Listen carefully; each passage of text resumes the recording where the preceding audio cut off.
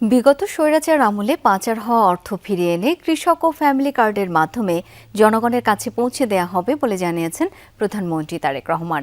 দুপুরে বগুড়ার বাগবাড়ির শহীদ Zia degree college মাঠে ফ্যামিলি কার্ড প্রদান অনুষ্ঠানে কথা জানান তিনি।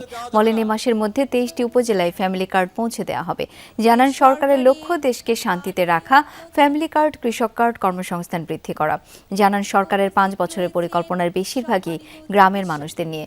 সরকার দেশকে সামনের দিকে এগিয়ে নিতে নারী ও পুরুষদের সমানভাবে সহযোগিতা করবে। কেন 38কে না দিয়ে 11কে দিলাম? কারণ হচ্ছে এই 911 জন মায়ের কাছে যে মোবাইলটা আছে সেটা ওনারা ব্যবহার করেন, আর এই যে 38 যাদেরকে আমরা বাদ দিয়েছি ওই মোবাইলগুলো স্বামী স্ত্রী দুইজনেই ব্যবহার করেন। সেই জন্য আমরা দেইনি। যদি স্বামী টাকাটার কথা না বলে স্ত্রীকে, এই জন্য আমরা দেইনি, যাতে মায়েরা টাকাটা পায়। আমাদের লক্ষ্য হচ্ছে, আমাদের উদ্দেশ্য হচ্ছে, আমরা এই সরকারের কোষাগার থেকে যে অর্থটা দিব, এই অর্থটা আমরা মায়েদের হাতে তুলে দিব।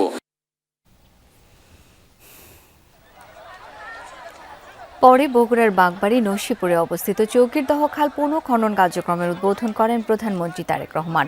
এ সময় তিনি বলেন, দেশে যেসব এলাকায় বন্যা হয় সেখানে এই খাল খনন করা সম্ভব হলে মানুষের সম্পদ, গবাদি পশু, ফসলকে রক্ষা করা যাবে। সরকারকে কাজের মাধ্যমে সহযোগিতা করার আহ্বান জানান প্রধানমন্ত্রী।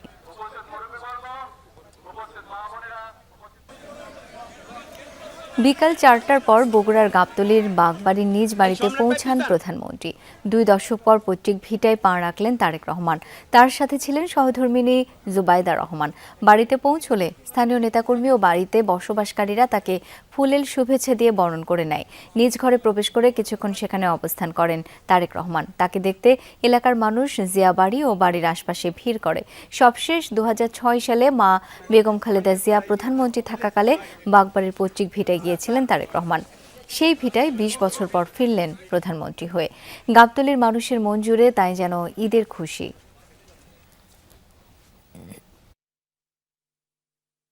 2 কোটি শিশুকে হাম ও রুবেলার টিকা দেওয়া হবে বলে জানিয়েছেন প্রধানমন্ত্রী তারেক রহমান। বেলা 2টার পর বাগবাড়িতে জিয়াউর রহমান গ্রাম হাসপাতালে সারা দেশে হাম রুবেলা টিকাদান কর্মসূচির উদ্বোধন শেষে কথা বলেন তিনি। বলেন, বিগত স্বৈরাচার ও অন্তর্বর্তীকালীন সরকার বাচ্চাদের জন্য টিকা আনেনি। কিছু মানুষের গাফিলতির কারণে অনেক শিশু প্রাণ হারিয়েছে।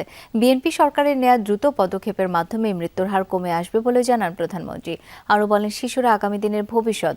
শিশুদের প্রাণ ও নতুন প্রজন্মকে রক্ষায় সবার সহযোগিতা চান প্রধানমন্ত্রী তারেক রহমান। পরে হাসপাতালে মতবিনিময় সভায় অংশ নেন। অনুষ্ঠানটি আজকে শুরু হলো। আমরা 2 কোটি, সারা দেশে 2 কোটি শিশুকে হাম এবং রুবেলার ভ্যাকসিনেশন আমরা প্রদান করব। সেই জন্যই আমরা আত্মবিশ্বাসী যে ইনশাআল্লাহ দ্রুততার সাথে আমরা এই অসুস্থতার হাত থেকে শিশুদের প্রাণ রক্ষা করতে সক্ষম হব।